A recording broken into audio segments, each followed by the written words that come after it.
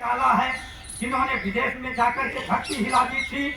ऐसी ऐसी बातों के पश्चात वह प्रधानमंत्री लोकतंत्र का लोकनायक भारत देश का संघ के कार्यकर्ता के रूप में ऐसा प्रधानमंत्री और जो लोग को अपमानित कर रहा हो, लोग को स्थान नहीं दे रहा हो, लोकतंत्र के रक्षकों के लिए उसके पास 1 मिनट का समय नहीं हो, तो हम 25 जून को अंतिम समय देने के पश्चात यह निवेदन इस मंच के माध्यम से करना चाहते हैं कि उसके बाद की भी भूमिका आज ही निश्चित कर दी जाए। उसके पश्चात हम प्रजातंत्र में परिवर्तन को, सबल विपक्ष को, इन दोनों बातों को आभूषण मानते हैं।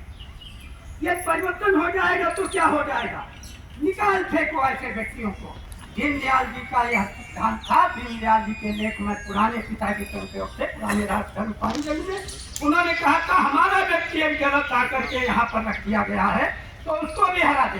राजस्थान में दीनदयाल जी ने 9 विधायकों में से 7 को निकाल दिया था। कोई चिंता नहीं, संख्या बल हमारा कम हो जाएगा। हम संघर्ष के लिए पैदा हुए हैं। तो हम इतना ही निवेदन करना चाहते हैं, लोकतंत्र रक्षक सेनानियों का अपमान अगर कहीं हो रहा तो यहाँ हो रहा।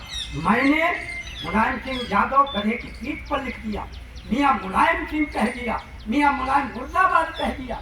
उन्होंने हमको सम्मानित किया।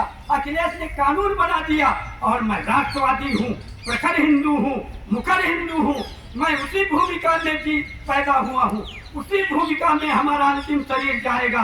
लेकिन हमारे यहाँ हमारा साथी यदि कहीं पर गड़बड़ है तो उसको निकाल फेंकने में कोई संकोच नहीं करना चाहिए। प्रजातंत्र में परिवर्तन होने दो, परिवर्तन होने के पश्चात फिर संघर्ष करेंगे। हमारी अगली पीढ़ी आएगी, वो संघर्ष करेगी। हमारे ब्लड में, हमारे रक्त में संघर्ष है और संघर्ष करते करते पुनः अपनी सत्ता लाएंगे। लेकिन अगली सरकारों में परिवर्तन कर दो, परिवर्तन नहीं करोगे तो अपमानित होते रहोगे।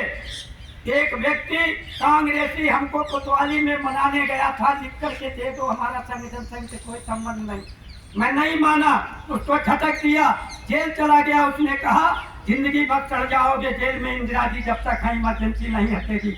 वो आज आकर के राष्ट्रीय नेता हो गया भारतीय जनता पार्टी में। हम उसके अंतर हो गए, हमारा ऐसा अपमान हो रहा है।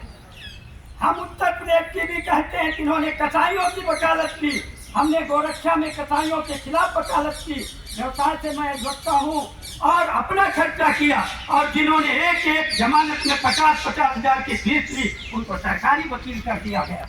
क्या हो रहा है? हमसे कहते हैं वकील, घर में लोग हंसते हैं, बाबूजी कैसा लग रहा है?